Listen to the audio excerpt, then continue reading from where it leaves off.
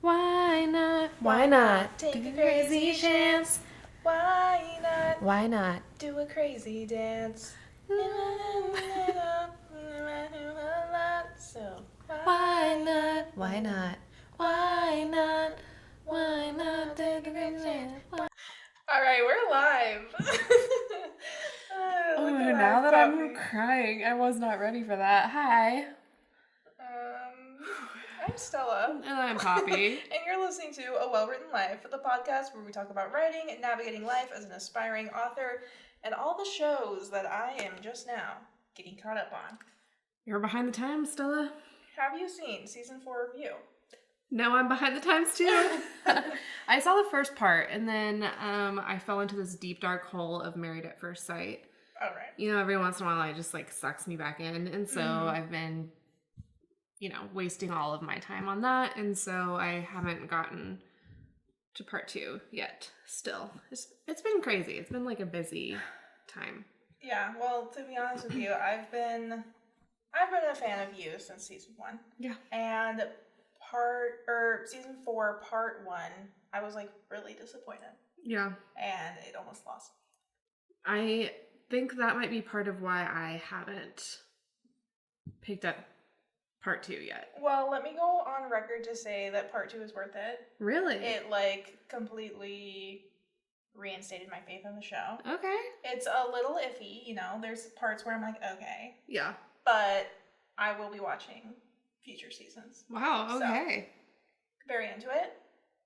I guess that ties right into segment 1 of this podcast, which is Weekly Inspirations, where I ask Poppy, what's inspiring you this month in 1 minute or less? Okay, I've got a short and sweet one for you this month. And it is that I have gotten into a pretty consistent morning pages habit. Ooh. I've been journaling every day. Stella got me this super cute journal from Rifle Paper Co. And I've been using it and I love it so much. I am actually writing 3 pages a day. I'm getting through my journal really quickly, and it's making me kind of sad because I'm filling it up, and then I'm gonna have to move on to a new journal. But yeah, it's been really good. And if you're struggling with motivation, maybe consider treating yourself to a cute new journal that you're excited to write in, because it's just been a really nice way to start my days. I get my coffee, I get my journal, and I feel like it sets the tone for the rest of my day. I'm really proud of that journal purchase because I think a year or 2 before I tried to buy you journals and I found really cute ones from Etsy or something. Mm-hmm. And I thought that they were going to be an actual journal with a hardcover. Yeah. And they were sent to me in the mail, and they were basically the texture of an exam book that you get out of the vending machines at college. It was just a little paper book. Yeah. And it's okay. I think I remember those, though. They were cute, too. They were cute. But this one is really something special. Maybe we can post a picture of it on our Instagram. So excellent. Oh, we should the do fans can see it. Oh, flat lay with that. Follow us on Insta. Yeah. If you tuned into last month's episode, you know how important that is to us. Okay. At Don't Well-Written let us down. Stella, what's inspiring you this month? I have a really exciting monthly inspiration, and that is that I recently shared work with you, Poppy, for the first time in a really long time. So I'm just really excited about that. It is so good. That was my original week or monthly inspiration, but I didn't know if we were talking about it or not, so I was. Yeah, I mean, we don't have to go into detail about it or anything, but I'm excited. I've accomplished something, Yeah, you accomplished something huge. I finished. Well, I don't think it's completely done, but this is a few drafts in now of a project I've been working on for a couple of years, so I feel good that I am making progress on it. Yeah, and it's really good. It's kept me turning pages. I'm not done reading it yet, but I've spent 6 hours a day for the past 2 days just binging on it, because it's really good, and it's keeping me turning the page or scrolling. I guess I'm reading it digitally, but that's what I like to hear. It's beautiful. It's so beautifully written. I hope it gets published so that you all can enjoy it someday, because it really is just excellent. Yay. Speaking of criticism, that brings us to the topic of this week's episode: how writing can help us heal. Okay, I remember what I was thinking. The thought process with that transition is that heavy criticism can be traumatizing. Oh. And then writing can help you heal from the mean comments that Poppy leaves on your work. Yeah. Just kidding. Because I am so ruthless. But yeah, this week we're talking about writing's relationship with healing. I feel like everyone has always kind of known, I don't know, your therapist tells you to journal because it like helps you. Yeah.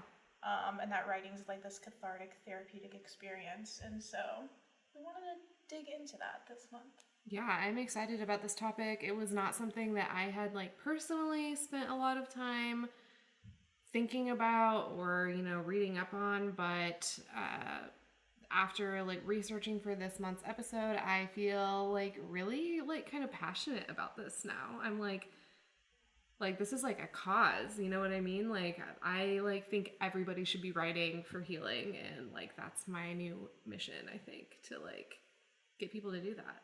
Yes, I love that. I wanted to launch us off. Launch us off. Right on off. Launch us off of here. With a quote by Joan Didion that says, "I don't know what I think until I write it down." Just a little something.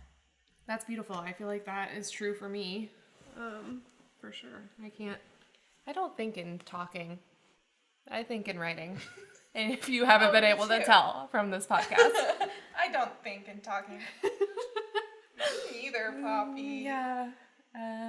Anyway, okay, well, I started my research with some different research and studies on the effects that writing can have on people who have experienced trauma. And I think that we both probably read the same Harvard Business Review article, because according to that article on Harvard, wow, why can't I say that?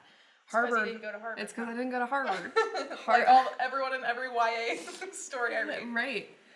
According to a Harvard Business Review article, more than 200 research studies have found that, quote, emotional writing, whatever that means, can improve people's physical and mental health, which is pretty remarkable. That's amazing. And then according to a 2019 study specifically, they did a 6-week writing intervention and found that the writing that they did over those 6 weeks increased resilience, decreased depressive symptoms, perceived stress, and rumination among those reporting trauma in the past year.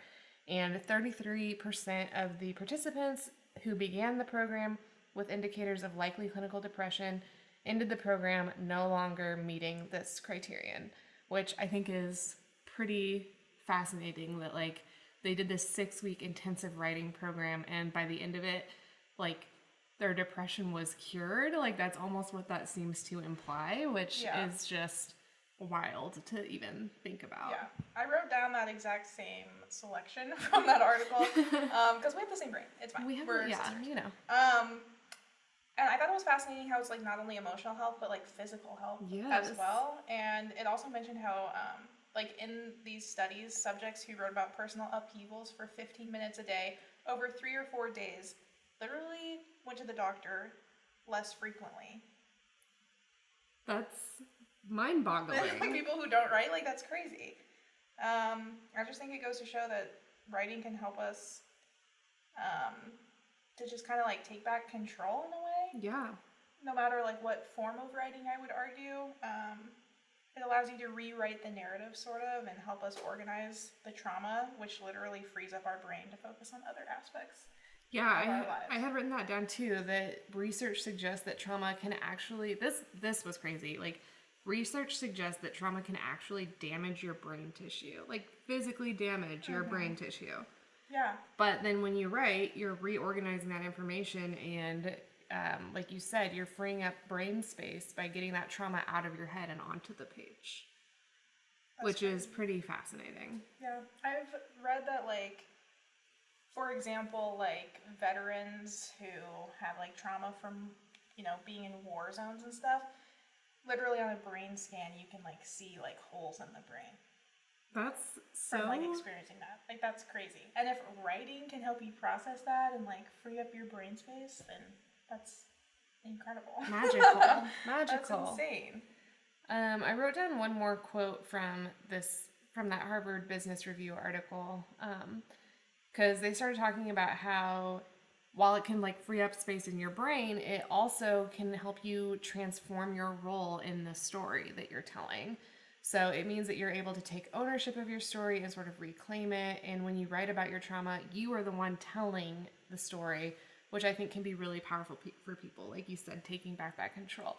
And I really like this quote from the author of the article, Deborah, I'm going to get this last name wrong, but it was Deborah Siegel Acevedo, I think. Sorry, Deb. I'm sure I butchered that. But this quote was really beautiful. She said, "In the telling, such writing transforms the writer from a victim into something more powerful, a narrator with the power to observe. In short, when we write to express and make sense, we reclaim some measure of agency." Or put another way, later in the article she wrote, "In writing our stories, we retain authorship over our lives." So I just thought that was kind of like a sweet sentiment. Amazing. Truly incredible. Yeah, I think that like on the research suggesting that trauma damages brain tissue, it's like when people can translate your emotional experience into words, it like frees up. It changes the way that it's organized in your brain. Yeah. And you're also like giving a voice. In your writing, you're giving a voice to things that may be difficult or nearly impossible for you to like discuss out loud. Yeah, stuff that you have like maybe never expressed before. You are kind of like working through it on the page and, you know, giving it meaning and like making sense of it, I think, by doing that. Yeah. So I feel like all of this research begs the question, what kind of writing helps us heal? And I looked into the 2019 study that was mentioned in the Harvard Business Review article, and it talks about the Pennebaker paradigm, which is kind of the method used for the participants in that study. And the Pennebaker paradigm is a series of short prompts that asks participants to express emotions about a traumatic experience and guides them through ways to take on 4 different perspectives. So the 4 different perspectives are 1, expressive writing about the actual trauma itself. 2, expressing further or deeper emotions about the trauma. 3, viewing the trauma from a new or different perspective. Or 4, creating a cohesive story about the trauma that will help them move forward. And that study also mentions a book titled Transform Your Life, Write to Heal. And it talks about how in this book the author recognizes that many people may benefit from a broad spectrum of writing styles. Because I feel like the Pennebaker paradigm and like the study kind of felt like more journal-y. Like, you know, you always hear that journaling, writing directly about your actual experience is kind of what helps you with trauma, but I feel like from writing stories that are somewhat, you know, even if it's a very vaguely influenced by like real experiences, I feel like even just doing that in a story that's like highly fictionalized is still like therapeutic in its own way. So I wanted to get to like what kind of writing. Yeah, absolutely. And that was like the same thing that I found. It seemed like from a lot of the research I was able to find, most of the studies and like recommendations for therapeutic writing centered on memoir, essays, and nonfiction type of stuff, like journaling and that kind of thing, and writing very literally about the trauma. But I agree with you. I think there's a case to be made about writing fiction for healing as another option. And I found an article by registered psychotherapist Taylor Wark on a website called mylifecounseling.ca, which I think is literally like a counseling practice in Canada. Nice. But it was about using fiction as a tool to heal trauma, and I think she's done that with some of her clients. And she points out in that article that some of the world's most noted authors, including Charles Dickens, Isabel Allende, and Nora Ephron, have all discussed using their fiction writing to heal parts of themselves. So I do think that there is a case to be made for writing fiction to heal trauma. That's awesome. I want to look more into Nora Ephron's background. Yeah, I'm curious what she has said about that, because I don't know. That's cool. Yeah, the author of Transform Your Life, Write to Heal, here's a quote from her. "The program is designed to foster resilience, the capacity for individuals to successfully adapt and recover from adverse, stressful, or traumatic experiences. So it allows the study allows participants to narrate their own experience and how they want to see it in the future." And some of that gets a little fictional. Yeah. It's like fictionalized. So then I wanted to look into like, so it's not only journaling, how does fiction help us heal also? And that brought me to an article on Psychology Today titled The Therapeutic Benefits of Writing a Novel. So I have a quote from there. It's really long. Let's hear it. I'm ready. This article says, I came to call this healing process rewriting my life, as I was taking real events and repurposing them to fit a fictional narrative. The power of this process is transformative. Writing fiction allows you to become a spectator to life's roughest seas.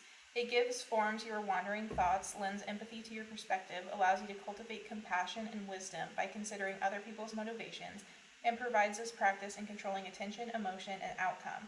We heal when we transmute the chaos of life into the structure of a novel, when we learn to walk through the world as observers and students rather than wounded, when we make choices about what parts of a story are important and what we can let go of.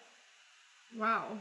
That's that quote like really sums up so much of like what we've talked about on this podcast about like how to write a novel and how to structure it. And I never thought about how all of those different aspects can like have therapeutic benefits to them. Yeah. If you're, like writing to work through a particular challenge or something. Yeah. I feel like, I don't know if maybe want to cut this out, I don't know. But, I like, even going back to like the project that I just shared with Poppy, it is, a fictional story with fictional characters that was inspired by something that happened in real life, and it's a thriller, so you know that real life experience must have been real good. And I feel like for a while after it happened in real life, I was kind of like dwelling on that situation, and my life for a while kind of felt defined by that situation.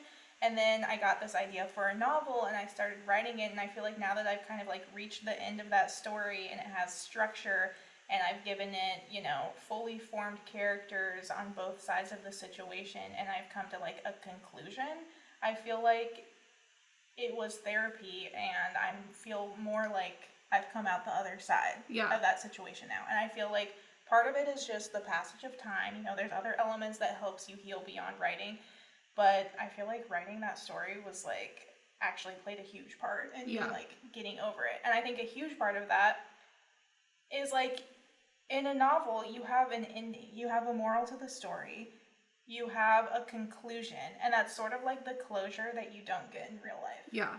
Yeah. No, that's awesome. And I think that kind of leads well into like I found 5 reasons why writing can help heal trauma, that I kind of wanted to talk about, because I think you just touched on so many of them with what you just said. One of them is that fiction gives you some distance. Writing about your experiences or very similar but fictional experiences through the lens of another character can help you make sense of it with a little more distance. And I loved this quote from Taylor Wark's article on that mylifecounseling.ca. She wrote, writing fiction gives us the ability to write someone else's story until we have space to own it as our own.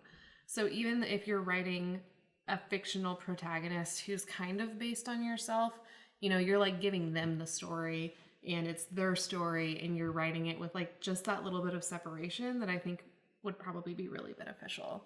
100%. And to that end, you can also even change elements of your story. You can write a different ending for yourself if you want to. And you can decide if you want to write from first person or third person, which also allows you to decide how involved you want to be in that story. Like if you're writing from first person point of view, you're like kind of more, I guess, in the middle of it. You're like closer to it.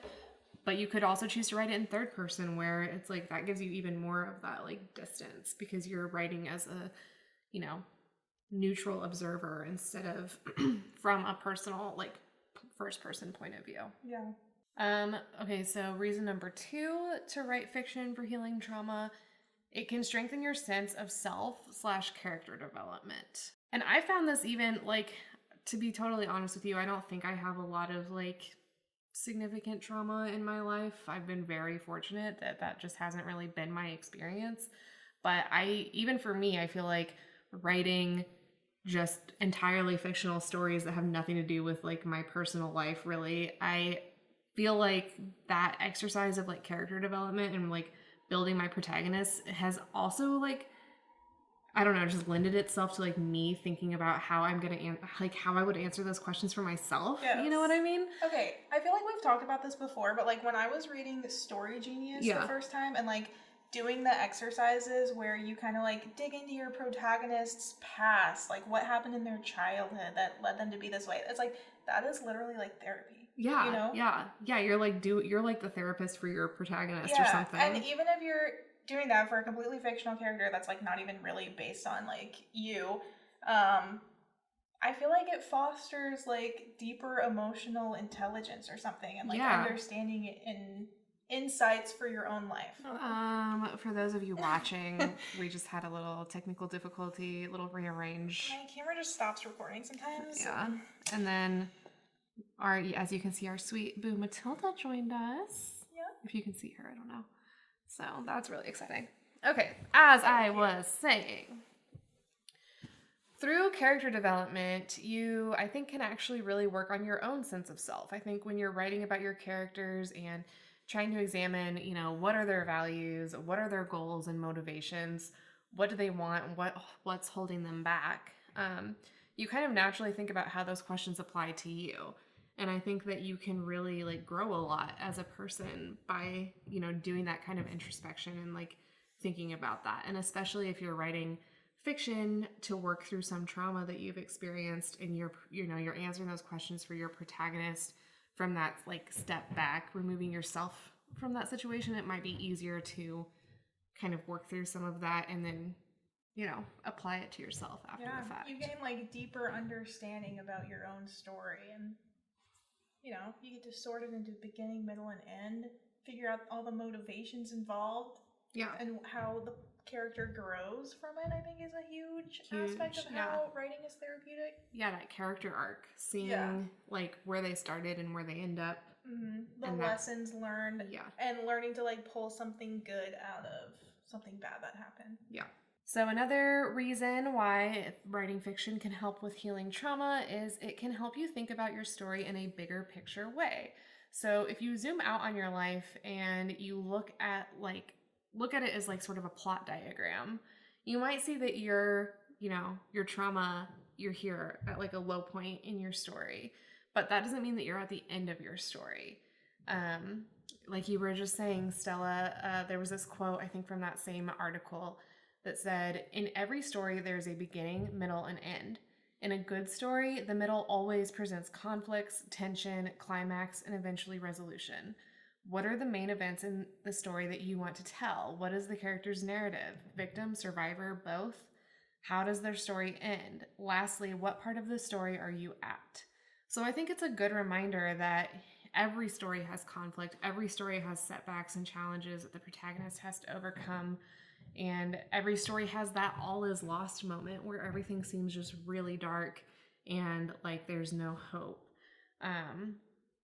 But, you know, when you're writing fiction, when you're writing your story about this experience that you've gone through, you get to decide how your story ends, both as a writer and as a survivor. Reason number 4 to write fiction for healing trauma is it removes the fear of judgment.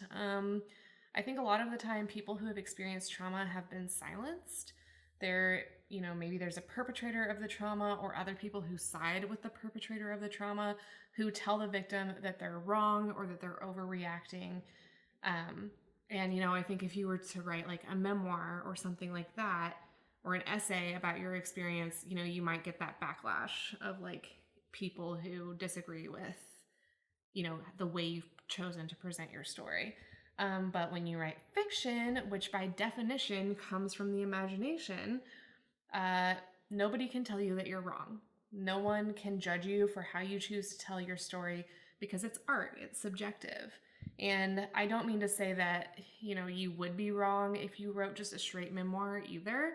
Like, I believe you. But for some writers who have been, you know, maybe they've been like gaslit by people around them or like, you know, they've been silenced for so long. I think that can be an added barrier or layer that you can overcome when you write fiction. Okay, and finally, The fifth reason why writing fiction can help heal trauma is that it helps you express your story in a way that might help others understand and build connection. Ultimately, writing for healing is about you and only you. I think a lot of people who write to heal trauma, it's probably like very personal to them and maybe isn't something that they ever plan on sharing with anybody, and that's totally fine and understandable. But if you do write something and choose to share your work or pursue publication with it, then you've created this fictional story that might really resonate with other people and that other people can really connect with. And it could be something that helps them. And I think that can be very healing, like knowing that your story is helping other people. And we recently talked in a previous episode about the science of storytelling, how stories help us learn to navigate the world. And it could be that your story does that for someone else. Your story could give someone else the hope that you needed when you were going through this experience. It could show them how it's possible to overcome their circumstances and come out stronger for it. And your personal character arc could be the roadmap that someone else needs to overcome their circumstances and thrive. I love that. That kind of brings me to an example. Yeah, let's hear it. I have of a book that was kind of inspired by. It's a novel. It's a fictional story that was inspired by the author's lived experiences, and I wanted to, because I have a feeling that a lot of what we read is inspired by real life, even if it's highly fictionalized and we would never know that some of it is actually real. Right. You know what I mean? Right.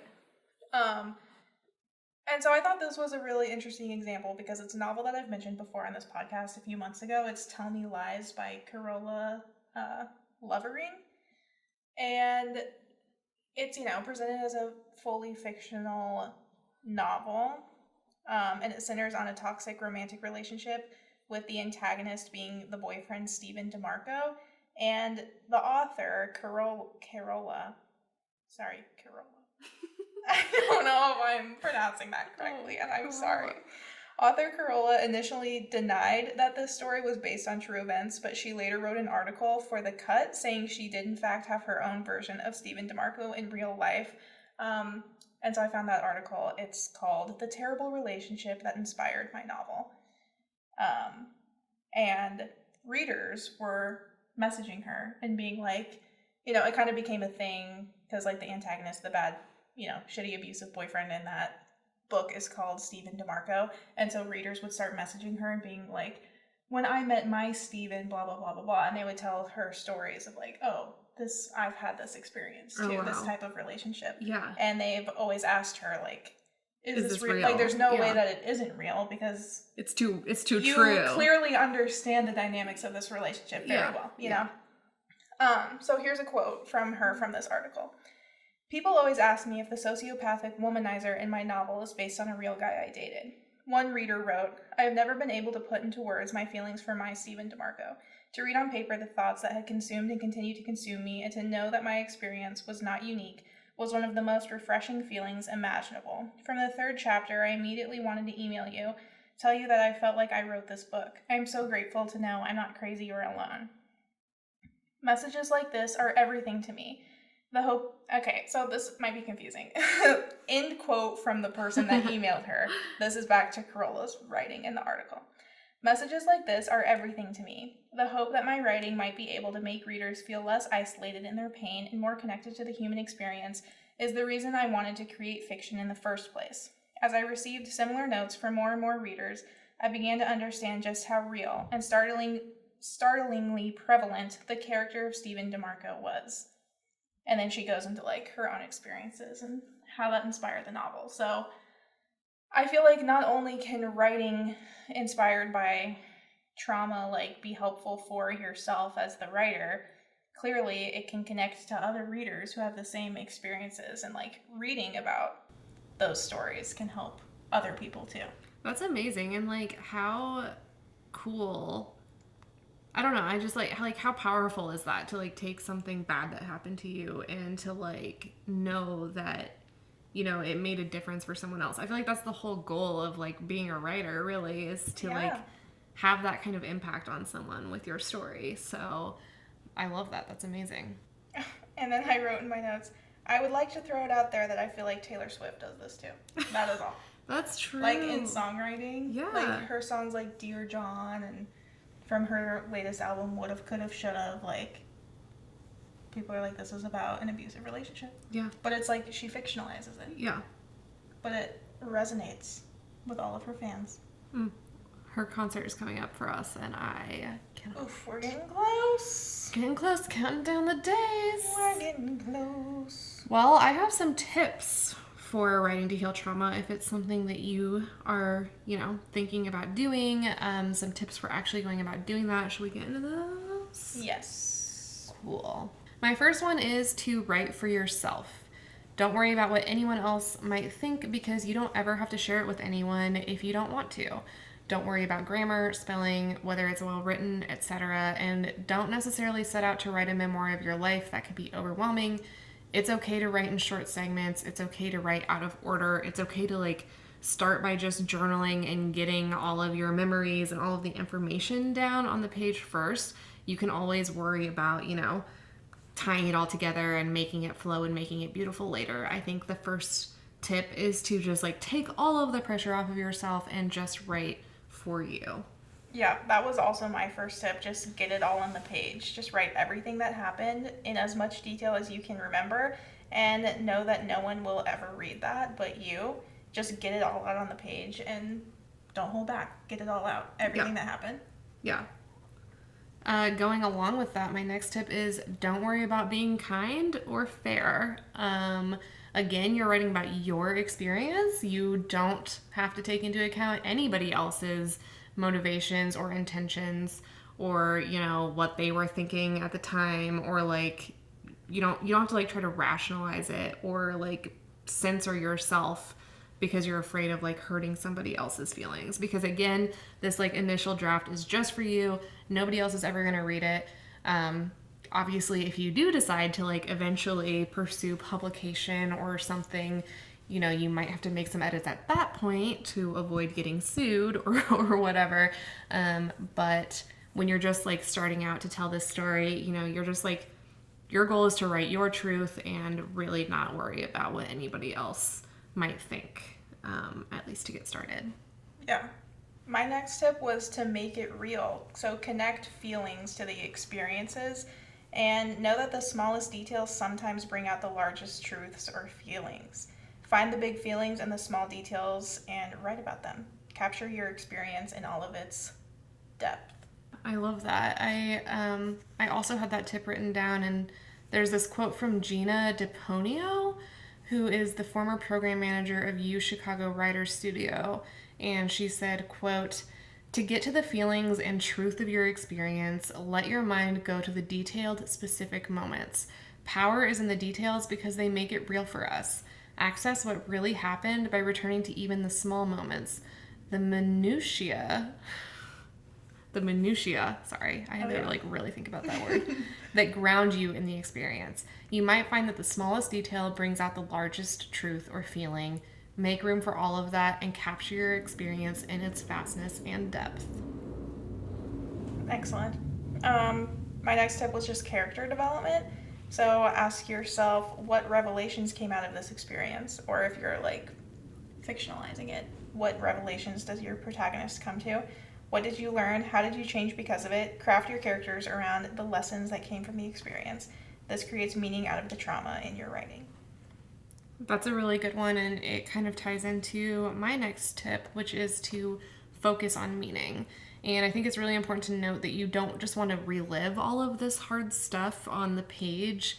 And there's actually some controversy around that I found. Some researchers argue that could actually be more harmful than helpful if you're just regurgitating these memories on the page. I think you have to first of all, know yourself and know whether this exercise is going to be helpful for you or if it's just going to re-traumatize you. And then I found this article from the American Psychological Association that mentions an intensive journaling study by researcher Dr. Susan Lukendorf. Sorry, Suze. Sorry, I don't know. Susan, that I laughed at your name. No, I'm not sorry. laughing. I'm just am. like, I don't know. I don't know if I'm pronouncing it right. Dr. Lutgendorf from the University of Iowa, which suggests that people who relive upsetting events without focusing on the meaning report poorer health than those who do derive meaning from the writing. So, like you were saying, I think focusing on those revelations, those lessons learned, that meaning gained from the experience is really key. And Dr. Lutgendorf, I'm so sorry, Susan. She says, quote, you need focused thought as well as emotions. An individual needs to find meaning in a traumatic memory as well as to feel the related emotions to reap positive benefits from the writing exercise. So make sure that's a big focus for you and really try to do that. Yeah, because otherwise, if you're just like reliving the bad stuff without coming to some sort of meaning, then that's just hell. You're just putting yourself through hell. Yeah. I wanted to mention this quote again from the Harvard Business Review to bring it back to what we were talking about at the beginning of this episode. That says the most healing writing, according to researchers, must follow a set of creative parameters. The writer must link feelings to events on the page. Such writing allows a person to tell a complete, complex, coherent story with a beginning, middle, and end. In the telling, such writing transforms the writer from a victim into something more powerful, a narrator with the power to observe. In short, when we write to express and make sense, we reclaim some measure of agency. So yeah, I think pulling meaning out of the bad stuff is how you're going to reclaim ownership of the story and actually work towards healing. Yeah, I think that's the healing part of healing from writing. Yeah. Another tip I had was to step away as needed. Take breaks when you need to. Pay attention to how you're feeling as you're writing. And if you're feeling like, okay, this is bringing up a lot of hard stuff and taking me to a dark place, and maybe I am having trouble like making meaning out of this right now, then maybe take a break, walk away for a little bit, and do something that brings you back to the present moment and makes you feel happy. Call a friend, go for a walk in your favorite park, put on some like happy music and dance around your space, like whatever you need to do to like lift yourself back up and just take a break from it for a while, because you don't want to like get consumed by it either. Yeah, have your comfort show on deck to watch New Girl for the 7th time. Yeah, from beginning or to end. Married at First Sight, those guilty pleasure shows. My last tip was just to fictionalize, which we kind of mentioned earlier, but I wrote, take ownership, the story is yours now. Change names and places, even incidents where it fits. Decide what needs to stay, what you can express through a fictionalized version, and what you can let go of. Yeah, I think that's a really good point. My last tip was just, if you feel like you need it, then consider enlisting professional help. If you have experienced like especially severe trauma, then, it might not be a good idea to start writing about your experiences without the guidance of like a counselor or some other type of mental health professional. Obviously, disclaimer, we are not mental health professionals. We don't know what we're talking about when it comes to anything, really. So we're just not professionals, period. Right. So yeah, if you feel like you need it, then you find someone who can help guide you through this process and be there in case, doing this exercise brings up really intense feelings that you're struggling to cope with on your own. And I think that's about all I have. Okay. That brings us to the third and final segment of this podcast, which is revisions, aka a takeaway from this month's episode. Mine is that it's just that writing helps us heal, dude. It's in the research, okay? The proof is in the pudding, or whatever they say. Whether it's private journal entries or a publishable novel, it's just another way to process trauma and pull meaning out of a confusing cluster F and make something good out of something bad that happened. Writing gives us ownership, understanding, structure, and meaning. And in a way, writing really gives us superpowers. If you're a writer, you have the ability to make anything happen, be anyone, and do anything. The story is yours now. Oh, I love that. My takeaway was, first of all, to be honest with you, I didn't know how this episode was going to go. Like I mentioned, I'm like really fortunate that I don't personally have a lot of serious trauma, but I really enjoyed this episode. I enjoyed researching it. I thought it was fascinating. And I honestly feel like there's something for everyone in this episode, because even if you're not writing to heal like a specific trauma or something, there is a reason why you write. And maybe it's just to know yourself better or to make sense of the world around you. And I think that the ideas and the principles that we talked about in this episode could apply to that too. I feel like writing is therapy and everyone can benefit from it. And I also wanted to say, if you are writing to heal from trauma, then I hope you found this episode helpful. I hope you know that we're here rooting for you. And I hope you feel inspired to step up as the badass protagonist that you are and take control of your story. Yes, and for those who have made it this far, I will leave our loyal listeners with a wise proverb. Oh, beautiful. Written when most of us were just beginning our stories. I'm just beginning, the pen's in my hand, ending unplanned. Staring at the blank page before you, open up the dirty window. Let the sun illuminate the words that you could not find. Reaching for something in the distance, so close you can almost taste it. Release your inhibitions. Feel the rain on your skin. No one else can feel it for you. Only you can let it in. No one else can speak the words on your lips. Drench yourself in words unspoken. Live your life with arms wide open. Today is where your book begins. The rest is still unwritten. What a powerful song. Wow.